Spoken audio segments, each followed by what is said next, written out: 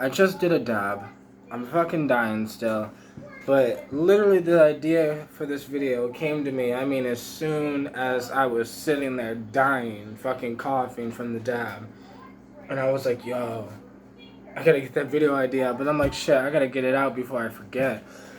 So I'm gonna mention it, like, literally before I forget right now on the fucking spot. Divine masculine. Okay, I had to say that word because I would have forgot. Divine masculine. I want to make this video because I sat here and was thinking how we talk about the divine feminine, or in the spiritual psychedelic community, we talk about this divine feminine being because so many of us have been in contact with this divine feminine being, and I don't know if it's just the divine masculine doesn't. Oh, somebody's whatever, but. I don't know if it's just the divine masculine doesn't necessarily show itself, or like I don't know, it's hard to explain. Like in a physical representation while you're tripping balls on psychedelics, right? Like in ayahuasca, people talk about meeting Mother Ayahuasca.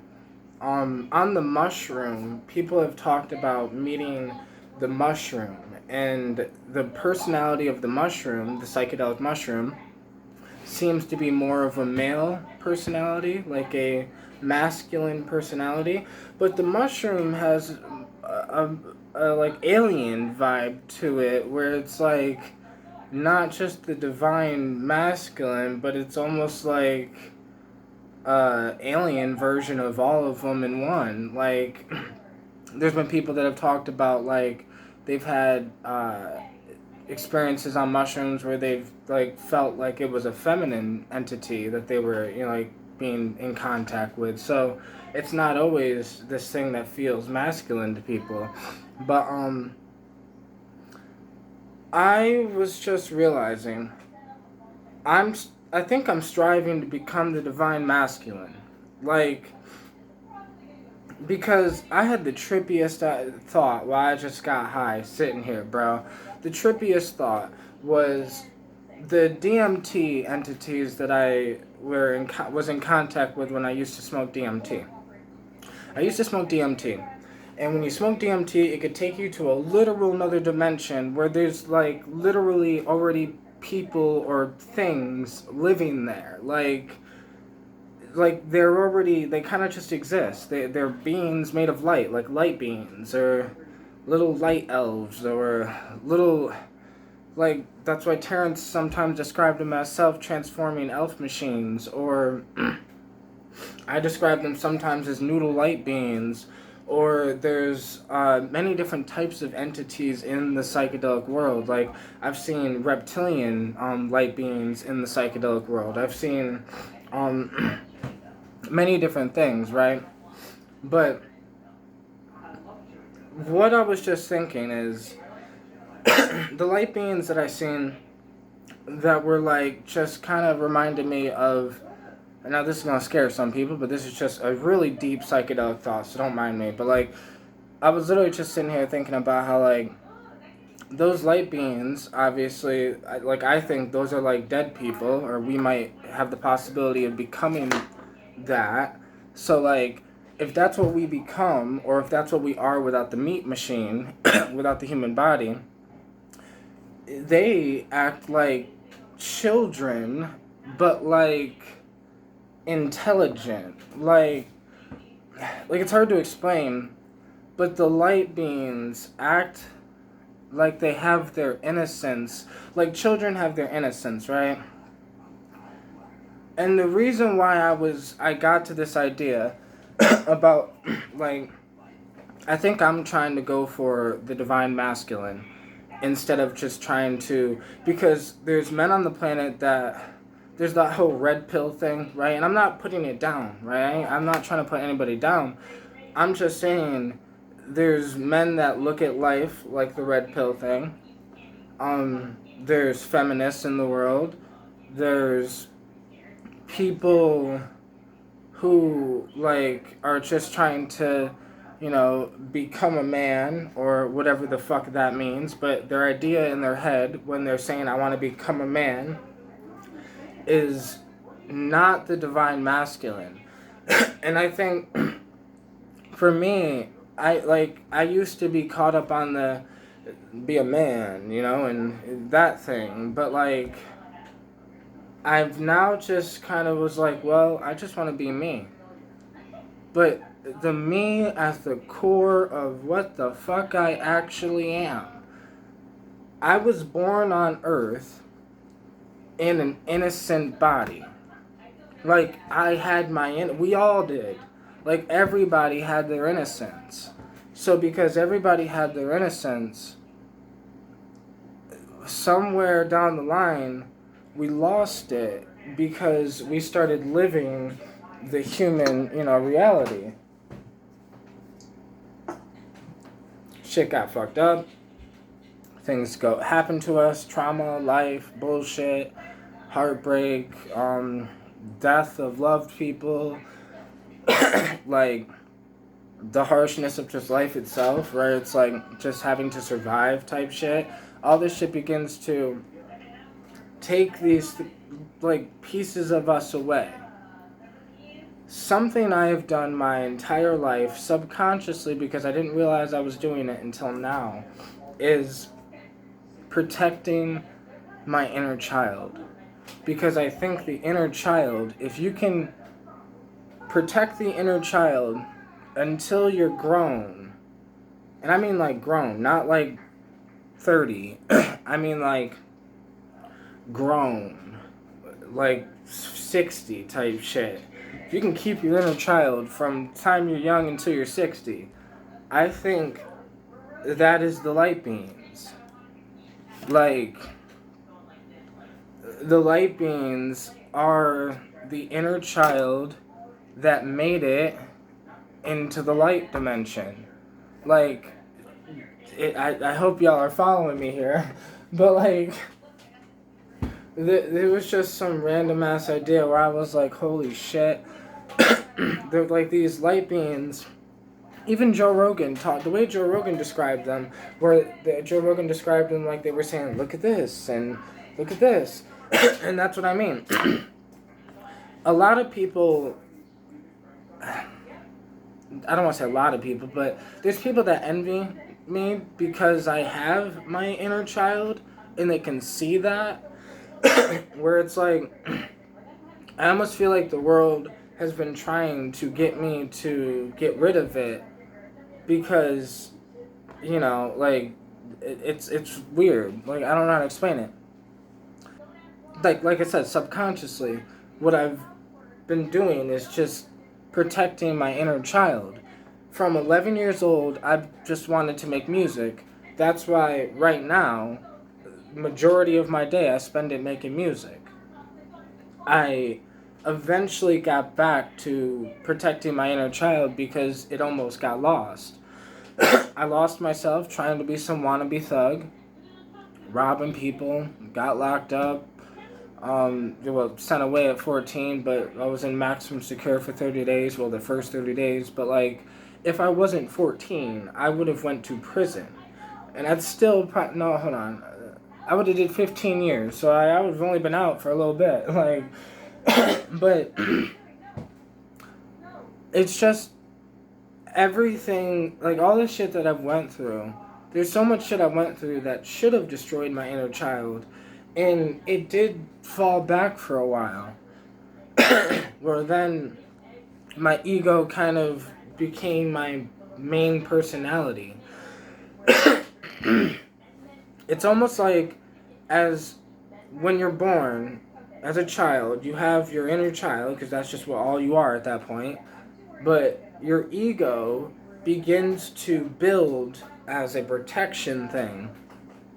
But the ego can become your main personality. Like, it can become what you think is who you are. And then for a lot of people, it can become the thing that they literally think that's who they are because it feels good.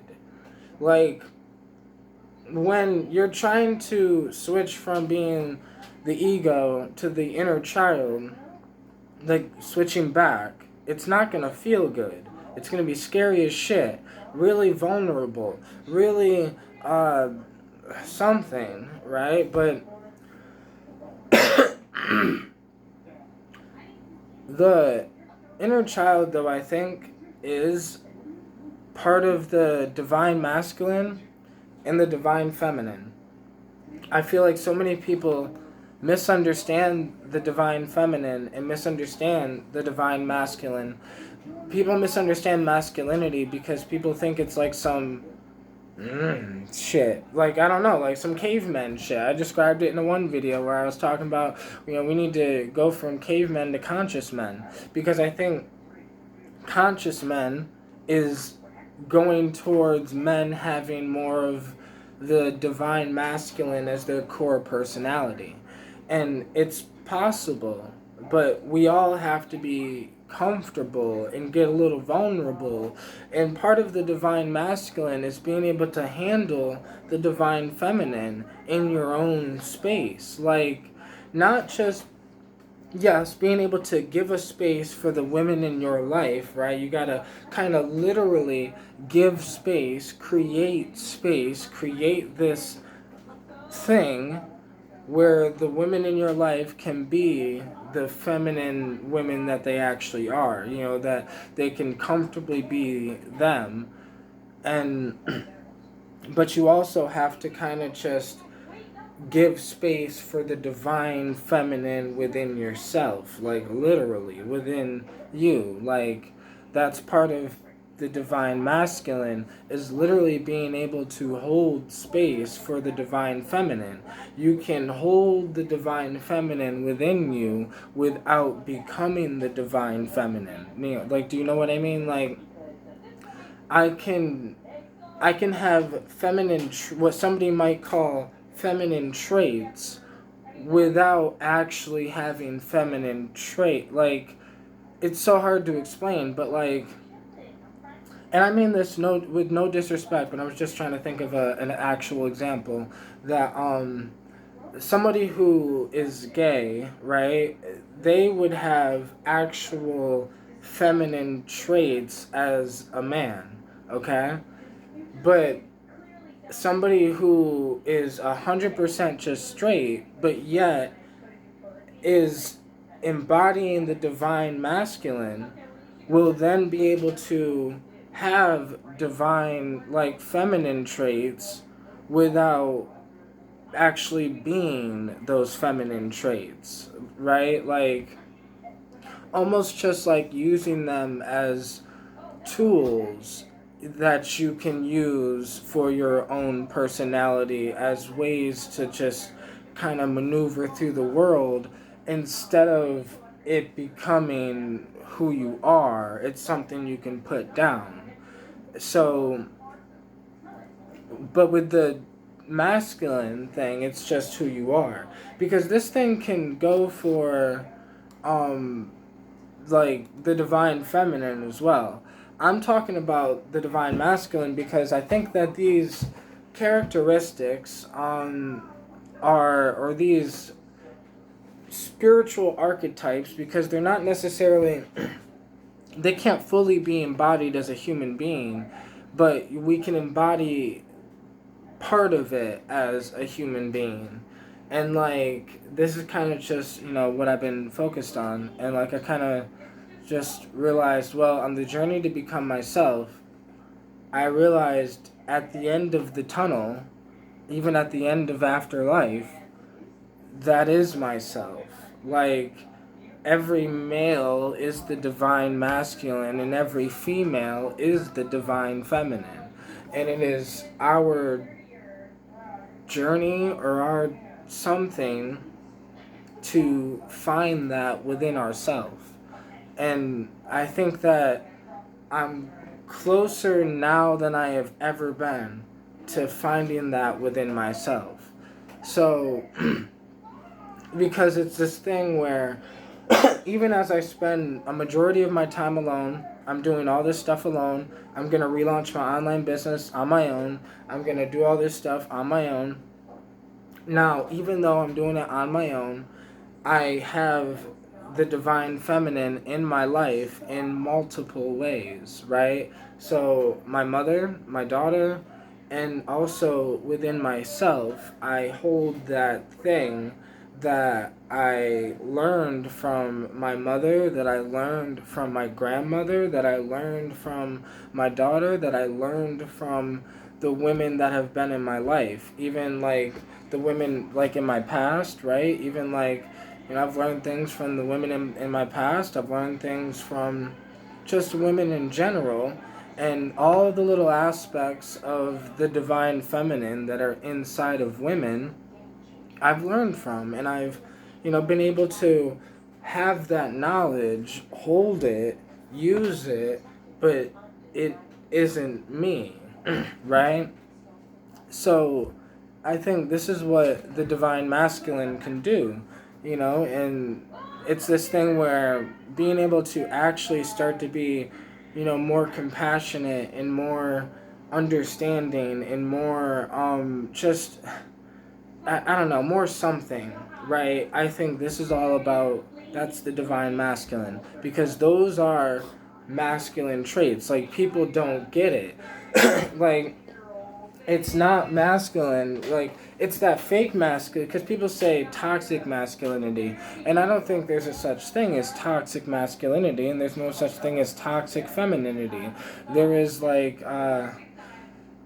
somebody who, that toxic femininity or toxic masculinity is just like the fake shit where it's like somebody who is really masculine will be able to admit, yeah, I cry sometimes, yeah, I do this when something goes wrong, yeah, I might cry, because if you can handle the pain of the tears, if you can handle that shit and handle going through it, that means you're actually stronger than people who can't.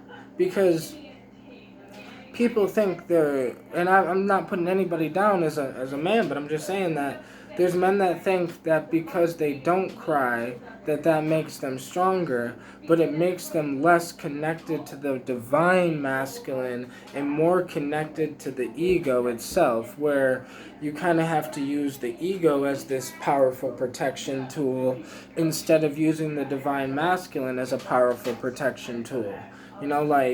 Because there's power in the divine masculine, because there's power in being able to hold the divine feminine. Like if you can hold the divine feminine, you are a powerful being, like on so many levels.